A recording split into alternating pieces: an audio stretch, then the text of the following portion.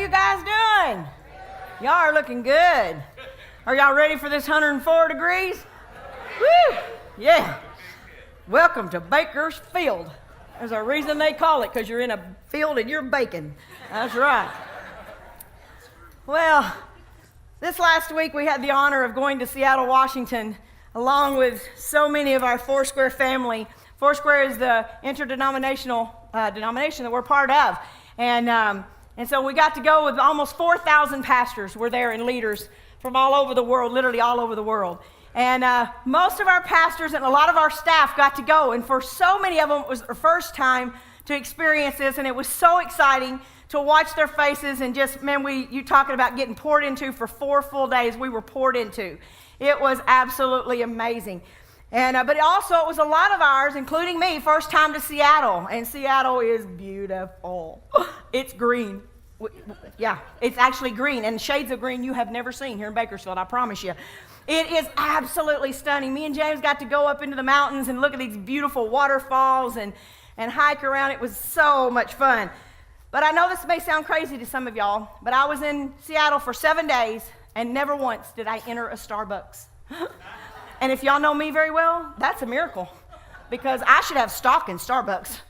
Between their coffee and their Trenta black iced tea unsweet, I should have money right now in my hand. Instead, I give it all to Starbucks. But there were so many places downtown to eat and to try coffee. I did not know Seattle is like famous for their coffee. I should have known this. Some of the best coffee I've ever drank in my life. And yes, I was wired and probably still am. Can y'all see it? Yeah. It was some of the best coffee I have ever had. It was such a great experience. But I almost felt like I was cheating on Starbucks. You know what I mean? Like I felt like I needed to put on a disguise. Yeah, so Starbucks didn't know that it was me going into those other coffee shops. Because there was a Starbucks on every corner. But yeah, I went to all the other places. Isn't it funny, though, in our lives, how every one of us can think back, and there's certain products or certain iconic companies that all of us can remember. We all know. They're like stuck in our brain forever. Like first, I'm right in between the generation, you know, of the baby boomers and the Gen X. And so I claim I'm a Gen X when I'm really at the cutoff of baby boomers, but I like being younger, so therefore I'm in the Gen X.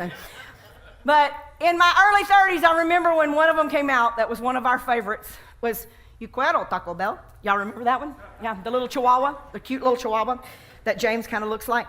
But then all of the baby boomers, you true baby boomers, we had the Wendy's commercial. It was the first kind of edgy commercial, you know. In fact, Wendy's got a lot of flack for it, but it was called Where's the Beef? There you go. Nice big bun, but where's the beef? The millennials, yeah, now y'all get that. The millennials and the Generation Z are like, what in the world are you talking about? I don't have a clue. I don't remember none of these. You can YouTube them. You can look them up. They're there. They're old, but they're there. But y'all don't have a clue, but y'all know one. All of us know, no matter how young, just about, or how old, it was from Verizon. And what was it? Can you hear me now? Look at you. We all know it, huh? Man, that was good advertisement, wasn't it? Good marketing. What was Verizon saying? Basically, they're saying if you buy our phone and our cell service, then you can communicate with the ones you love better, right? Well, guess what? Today, as we continue our series, that's what we want to talk about. Can you hear me now? Yeah, how can we communicate with our loved ones more clearly, more concise? How can we be able to, just as a family, be able to understand one another a little bit better? Any of y'all have trouble in communication? Yeah, if your hand ain't up, you are lying. That's all I'm going to say. Especially when it comes to men and women. Have y'all ever noticed that we're a little bit different? Yeah, men and women are different. Now, these ain't always the case. I'm going to tell you this right off, because sometimes it is reversed. Normally, for one instance, it's not in your outline, but one of them is normally the wife or the girl is the pursuer as far as in conversation, and the men tend to retreat. Me and James are right in reverse. He is the pursuer, and I'm the retreater. And it's like, because that man can out-talk me any day when it comes to that kind of stuff. I know y'all don't believe it, that is very true. And but this is one of them. Generally, men are hunters and women are hinters. In other words, if your wife comes up to you and says, hey, honey, what you doing today on your day off? And you give her the grocery list of stuff that you have to do, she is not really concerned with what you have to do. She don't even really want to know. She wants to know, do you have time to do what she needs you to do? That's the question she's really asking. So ladies, we have to literally tell them, because I will tell you right now, they don't get the hints. I used to give James hints all the time and be so mad because he never got them. You know what? I had to tell him. It's like word for word. You have to tell them what you want and what time limit to do it in. And then they will go hunt it down, they will get what they need, and they will conquer. And then normally men are solvers and women are censors. Men are solvers. In other words, what's the problem? We're going to solve it right now. We're going to give you the solutions, and it's done. We done conquered that one. Well, women are more censors. We're sensitive. We see all the colors. Yeah, we see all the colors. Men tend to see in black and white, where women see all of it. They see the intense colors, the shading, and the depth of colors. They see all of it, where men it's just black or white. So what we have to do is for the censors and the solvers is James used to always, no matter what conversation I'm having with him, he's going to solve the problem, which means solving me. Yeah, and so he's going to give me a list of 3 things that if I only did, I could fix me. Yeah, y'all know what I mean. So I had to learn to come to him and say, this is not a fix-it conversation. This is a feel-it conversation. Just feel me right now. Just don't try to fix anything, okay? And so then I would have this conversation with him because I just needed somebody to talk it out with, not fix me. And generally, men are tight-lipped and women are talkers. Even psychologists tell you that men on the average have about 12,000 words a day while women have 24,000 words a day. Yeah. Again, this isn't always the case. My son John is a talker, so he will talk your head off. And but this is the case with most of them. And so what would happen in mine and James's early marriage was he would work all day at the office, and I'm stuck at home with the 2 kids. Y'all got that, stuck at home? Yeah, no, I chose that, but I was at home all day with 2 babies. And so he's at work all day, so he's talking to adults all day. By the time he gets home, I just need 1 adult to have a conversation with, okay? And so I've saved up nearly all of my 24,000 words. And so the minute he walks through the door, I hit him with a barrage of them, and it's like a deer in headlights. He didn't know what to do. And so it ended up to a lot of fights. So we had to learn. He has to take about an hour to go in and kind of chill, take it easy. Then he can come out, and I can use all my 24,000 words, and he's good. And especially if I let him watch the news first, then he's really good. He'll listen to all of me. But what is it? We're all different. We all have different communication styles. We all hear differently. And so we have to learn how to communicate in our families and our relationships. And sometimes it's tough communicating with one another. The good news is that God has given us some strategies for communication in our families and our home. And this morning I want to talk about a few of those strategies. What can we do? How can we help to really learn how to communicate better? Strategies to become a better communicator is the first one. I must have the will to communicate. I must have the will to communicate. In other words, it's my choice whether to communicate or not. Whether to communicate with my husband, with my child, with my coworker, whatever it may be, it's my choice. I have to will it. Now, the truth of it is, though, there's a lot of you that are sitting here, and even to bring up this subject is very hard for you because you have tried communicating and tried and failed. And so you're at the point where you just want to quit. It's like, man, I just want to away from it. I want to quit. But I'm asking you today, maybe you take one more chance and will it to be. Because see, James and I was at the same place in our relationship. And we had to will it to be, to change this in our life. To do something different, quit this crazy cycle we was on. We had to begin to try different things and learn how to communicate with one another. One of the things that we did is we read a book called Love and Respect. It's one of the best books you'll ever read.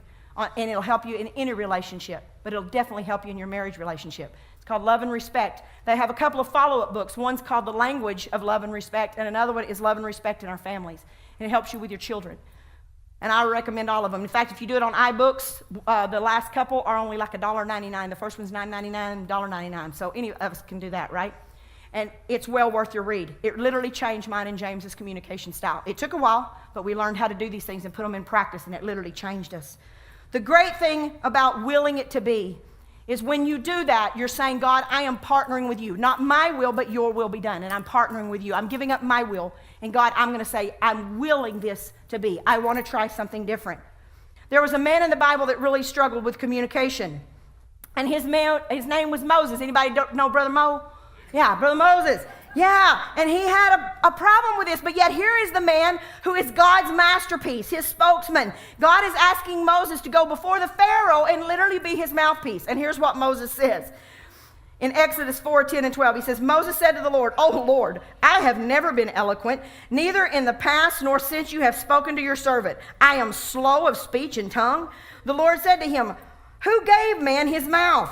Who makes him deaf or mute? Who gives him sight or makes him blind? Is it not I, the Lord? Now go, and I will help you speak and will teach you what to say." And I want to tell you, this is so true. If you will pause a lot of times before you say something and say, "God, help me temper what I'm going to say. God, give me just the right words so that it will be received well." God will help you know how to do that. And even sometimes they may not receive it well right at that moment, but they'll go away and think about it. God will give you just the right words. But so many times we just got our answer already running, right? We don't really, that was one of the main things that book will teach you, is don't sit with your answer running. Truly listen. Don't sit with your answer running. But so many times we got our answer running, and we don't stop long enough to say, "God, you help me to know what to say, when to speak and when to stay silent. God, show me what to do." But so many times we walk around in our family and our relationships, and we feel enslaved or in bondage, chained up emotionally. And we don't really know what to say. And we even think in our mind, well, should I say this or should I not say this? And so we walk around on eggshells all the time, and I don't believe that's the way God would have it be. So when you feel like this, simply do what Moses did. Pause and say, "God, you fill my mouth with the right words." The next thing is I must make time for talk time. I must make time for talk time. I think it's so ironic that we live in an age of high technically ways to communicate, and yet I will get this out in just a second, I promise you. With the exact same technology, we can literally communicate less than what we've ever communicated before in our lives. Do y'all agree? Because it's so easy to get lost on these devices, isn't it? It's so easy. In fact, we were talking about it earlier back here in the green room. It's a way to escape. A lot of times you're just tired in the evening and you come in and you kind of get lost in that, and it's kind of the way to escape. But what we don't realize is so many times we're isolating the very ones around us more than ever. Now, I will say that parents texting is dangerous, okay? For instance, when we first started texting our sons, we would tell Jim things like, James would say, "Hey, son, you did a great job leading worship today, LOL." And Jim would go, "What in the heck?" Or he would say, "Hey, son, great job teaching today, LOL." Finally, Jim goes, "Dad, what in the heck is with this LOL?" And James is like, "Well, lots of love." Jim started cracking up. He's like, "Dad, that's not what that stands for anymore." And James, so he's like, "Laugh out loud, laugh out loud." No, that's what it stands for. In fact, the first service, my brain literally went blank, and I said, "Lots of laughter." Yeah, so see, even I don't know what that stands for, because I'm old. But yeah, no, laugh out loud. We had no idea. Well, here's a couple to show you that parents should be texting. "Did you send my stuff yet?" The kid. "Sorry, I can't hear you. I think we have a bad connection. Try again later." "Mom, that doesn't work with texting." Yeah, here's the next one. This is my favorite. Y'all see that lovely picture? "It's a beautiful day. Wish you were here. Just look at this view. Mom, your finger is covering the lens." Oops, can you see it now? You can't just send the same picture. You have to actually take another one. "Well, how about now?" "Looks great, Mom." Yeah, that's about the way Jim is with us. Yeah, and this is absolute hysterical. Y'all know the little pile of poop that everybody loves. "Oh, geez. Little chocolate kisses with eyes watching over you. LOL, it's poop with eyes, Mom." "Oh, I thought it was chocolate kisses. LOL. Ha ha ha. Definitely a poop, Mama Bear. Oh my gosh. I'm so sorry. Ha ha ha." Yeah. If we're not careful, we can be like this next picture, and literally where technology can drift us further apart than what we've ever been. We have to be able to stay connected with one another. Technology, let me say, can be amazing. For you to send and stay connected with each other through the day, send words of encouragement, cute little text to your husband, get him all ready for the evening when you get home. So, you can have fun with it, right? Right? Yeah. It's okay. God's okay with having fun with your spouse. I promise, he is. Yeah. He even made sex. I know that shocked some of y'all, but he did. Yeah. So, but you can have fun with it. That's not what, but at the same time, so many times it isolates us from one another. In fact, while we were in Seattle and we were in the airport, me and James knew what we were going to be speaking on, and so we started looking around the airport.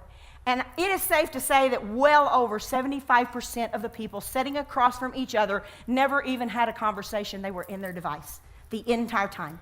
Sitting across the table from one another, never had a conversation. They're on their device.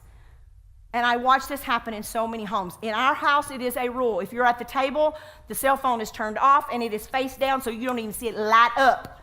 And I'm the one that wants to break this every now and then, just to be real honest with y'all. And my husband will say, put that phone down. It is family time, even if it's just me and him. But we've made that a rule for a long time, that there's no cell phones at the dinner table. Why? So you can communicate with one another, talk with one another, be able to be open and honest with one another. There's a lady by the name of psychologist by Catherine Adair, and she wrote a book called The Big Disconnect. And it's called Protecting Childhood and Family Relationships in This Digital Age. In her book, she says that when parents focus on their digital world ahead of their children, there can be deep emotional consequences for the child. She goes on to say, we are behaving in ways that certainly tell children that they don't matter. They're not interested in us. They're not as compelling as anyone, anything, or any ping that may interrupt our time with them. And in her research book, she goes on, in her research for her book, she goes on to say that she interviewed over 1,000 children between the ages of 4 and 18, asking them about their parents' use of mobile devices. And their language that came up over and over and over again says they were sad, mad, angry, lonely. One 4-year-old called his dad's smartphone a stupid phone. Others rejoiced or recalled joyfully throwing their parents' phone in the toilet, putting them in the microwave and turning it on, and also hiding the phones from their parents. What if God said to me and you, as we're trying to communicate with him, oh, I'm not interested in what you have to say. I'm too busy right now. This is more interesting. But no, God doesn't do that to us. But without even meaning to, so many times, that's what we do. And I go on to say, I know how easy it is to get lost in it. I do. That's why we have to make a conscious effort to connect with our kids and put devices away and have them put it away. But when you're tired at the end of the day, it's so easy to hand them a device and you have a device, and there'll be no connection between you and your children or you and your spouse. Can you read Galatians 4:4-5 with me? Ready, set, go. But when the time has fully come, God sent his Son, born of a woman, born under law, to redeem those under law, that we might receive the full rights of sons. What does when time had fully come, what does that mean? It means in the perfect time. In other words, God took time for us by sending his Son to this earth. We were on his mind. We were on his thought. He sent his Son to earth to be with us, to spend time with us. And then he died for us, and he was resurrected again, all for us. Time mattered. Your time matters. Make sure you're spending it wisely, because it really does matter. Put down the phones and connect with those that you love the most. The next thing is I must communicate creatively. I must communicate creatively. If we want to express our thoughts and feelings, we have to learn how to do it in creative ways. So many times, it's the same talk, in the same place, in the same attitude, in the same tone. Get what I mean? Yeah, and you wonder why you're not getting anywhere. Change the atmosphere, change the conversation, get creative with it. Even with your kids, you want to have conversation with them, take them to Magic Mountain. You're going to stand in lots of long lines and y'all can have lots of communication. Do something to communicate with one another. Change it up. Change it up. I loved this last week, being able to look through some of the stuff on Instagram and Facebook and look at all of you celebrating all of the graduates. It was absolutely amazing. And I got to read the stories from the time they was a baby. And guys got so creative in celebrating your graduates. And I think that is so cool. But I just want to tell y'all, none of y'all was ever as creative as this guy right here. Y'all watch. Praise God.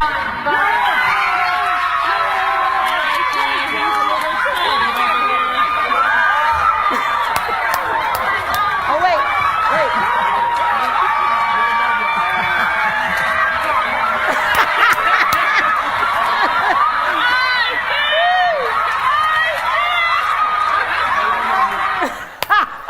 Oh, is that awesome or what? My child would kill me. I'm here to tell y'all. Oh my gosh, that is hysterical. But no, we have to get creative, don't we, at celebrating and communicating.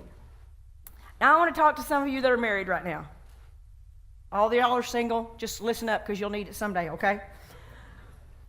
Let's get creative with our spouse. Let's have fun with our spouse. I've been married 38 years, and can I tell you, you have to get creative. You have to keep it fun with one another. Go on date nights, do different things, go out of town for the weekend.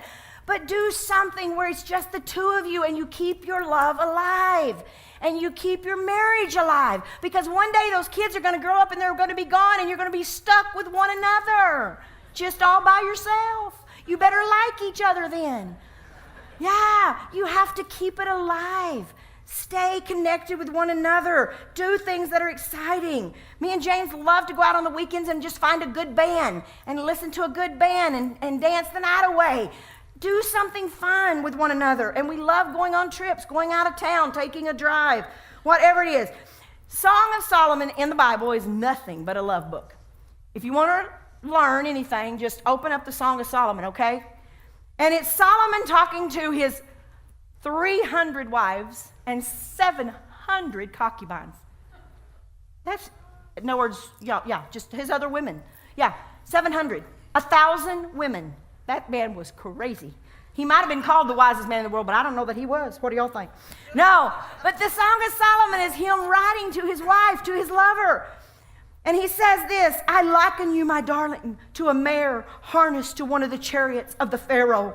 Your cheeks are beautiful with earrings and your neck with strings of jewels. That was a compliment. So I asked James the other day, so is that when you call me an old mare, is that a compliment? He said, well, the old before it might be bad. Yeah. No, but what he was saying is he's describing how beautiful she was and how beautiful she looked. And that's the only language he knew how to put it in. He was complimenting her. The wife says back, my lover is to me a cluster of henna blossoms. Blossoms. There we go. That was bad. Yeah, whoa, bad. A cluster of henna blossoms from the vineyards of El Gedi. In other words, she's saying your smell is fragrant. You have a wonderful smell. You're beautiful. When's the last time, women, you told your husband he's beautiful? It might shock him. I tell James all the time how good he smells. He can't even wear cologne, but he has the best smell. I love his smell. When's the last time you just told somebody the things that you like about them? Because it's so easy for us to point out the things we don't like. Get creative and tell them what you do like. Creative activity causes creative communication. When you're out and doing things, it causes creative communication. If you ever want to get Lydia Ranger to talk, put him in a car and go for a drive. The boy who hardly ever talks, you put him in a car and he will not shut up. And he'll talk the whole way. And my favorite thing is to go on a ride with him because I get to hear all about his life. Because he talks the whole time he's on a ride. He gets that from his daddy. He loves it. All right, strategies to be better communicators. The first, we must have the will to communicate. The next, we must make time for talk time. We must communicate creatively. And the last is we must communicate praise regularly. We must communicate praise regularly. Because as I just said, so many times with our kids, with our parents, with our spouse, with our friends, with our coworkers, it's very easy to say what we don't like. But we have to pause and praise them.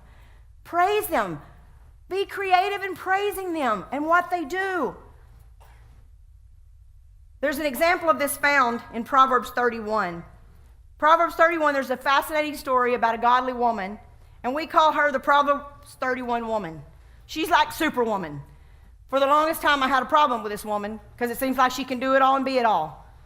But you got to read it in the right light. It's saying that she made her family her top priority, and that's a good thing. It goes on to say in Proverbs 31 and 28, her children arise and call her blessed. Her husband also, and he praises her. So the first thing we can notice from this story is it says arise. In other words, when her husband or her children got up every day, they took time to give her words of compliments, of adoration, to praise her. When's the last time you paused long enough to give your spouse or your children, first thing in the morning, praise, adoration?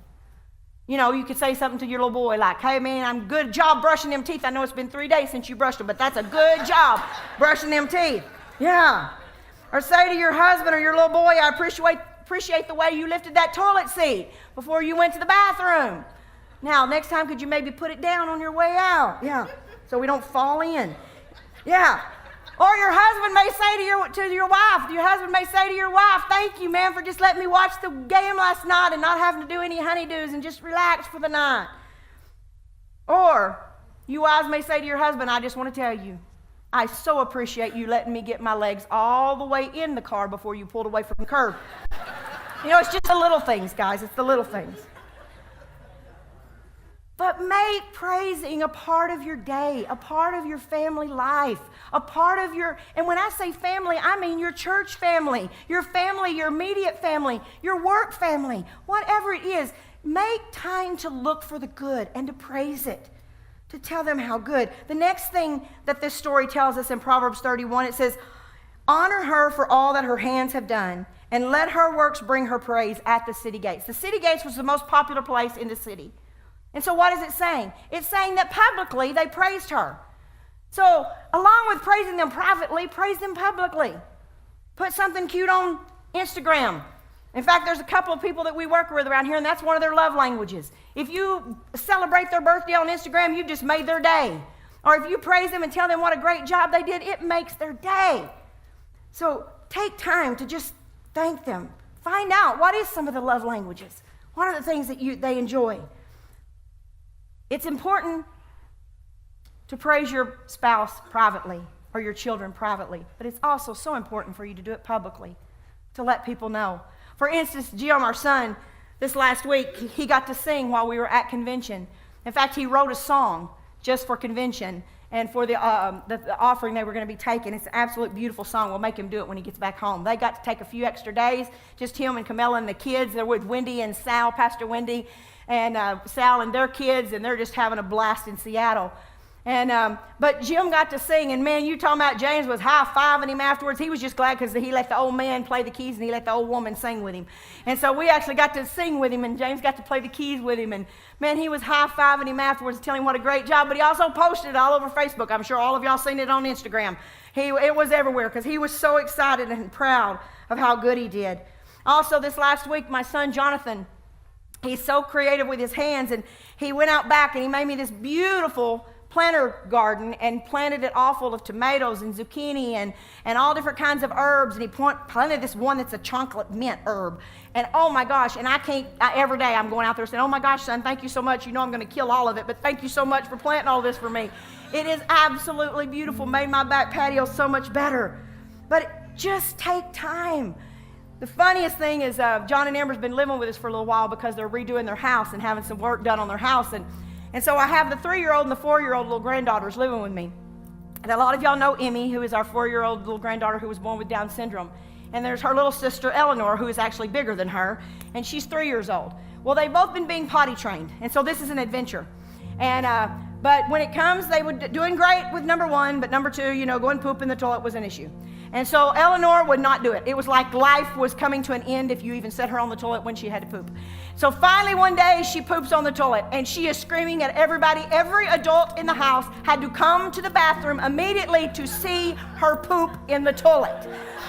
And she is off pointing to the poop. I said, never in my life did I think I would applaud poop, but I was applauding the poop in the toilet, praising her, and she was so excited, running all around the house. I poop in the toilet, I poop in the toilet. Eleanor, poop in the toilet. But you know what? We made her day by celebrating her poop in the toilet. It made a 3-year-old's day, but can I tell you, it'll make a 30-year-old's day too when you celebrate what they've done in their life instead of pointing out what they haven't. When you celebrate your wife or your husband, when you take time. See, this is close to mine and James's heart because for so many years, our communication sucked. It was either we didn't communicate at all or we communicated by calling each other names and saying very mean things to each other and destroying each other with our words. So it's important to us because we finally learned how to do it different. And I want to help you to learn how to do it different also. Because I pause long enough to see what kind of husband I got. And he's amazing. And the thing I missed so long was his heart. So much I just saw his action and missed the heart behind the action. Can I tell you, but when we pause long enough to look for the good, God will open our eyes to the good. And when you begin to look for the good, you will find it. and it changes your relationship. But then when you go on to not just see it, but communicate it, praise them, it is unreal what begins to happen in your relationship. That's why this means so much to us, because it changed our relationship. And at 38 years together, I love him now and appreciate him now more than ever in my life. And I want the same for you in your relationships, either in your marriage or with your kids or with your friends. I want you to live enriched lives. No, I'm not saying we're perfect, because we're still two human beings living together. And miscommunication happens, but we can all get better at it, at building up our family and our friends.